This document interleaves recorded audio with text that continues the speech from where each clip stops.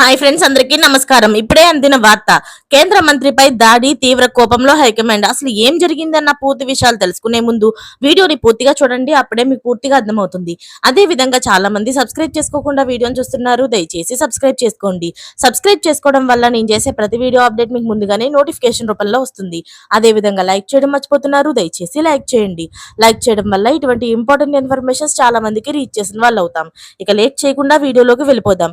ప్రస్తుతం లండన్ పర్యటనలో ఉన్న కేంద్ర విదేశాంగ మంత్రి జైశంకర్ కు భారీ ముప్పు జరగబోయింది. అయితే చట్టం హౌస్ లోని థింక్ ట్యాంక్ లో జరిగిన కార్యక్రమంలో పాల్గొని కారులో ఆయన బయలుదేరుతుండగా అక్కడే ఉన్న ఖలిస్తానీ సానుభూతి పరులు జైశంకర్ కు వ్యతిరేకంగా పెద్ద ఎత్తున నినాదాలు చేస్తూ కలకలం సృష్టించారు.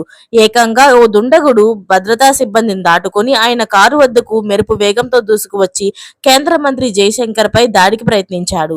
భారత జాతీయ జెండా అవమానపరిచేలాగా ప్రవర్తించాడు. అయితే అక్కడే ఉన్న పోలీసులు దుండగుడిని అరెస్టు చేసి ఖలిస్తానీ అనుభూతి పరులను అక్కడి నుంచి చెదరగొట్టారు. ఈ నేపథ్యంలో దాడికి ప్రయత్నించే వరకు ఏం చేస్తున్నారంటూ జైశంకర్ వ్యక్తిగత భద్రతా సిబ్బందిపై కేంద్రం సీరియస్ అయినట్లుగా తెలుస్తుంది. అంత పెద్ద విధ్వంసం జరిగినా అక్కడే ఉన్న అధికారులు స్పందించకపోవడం గమనార్హం.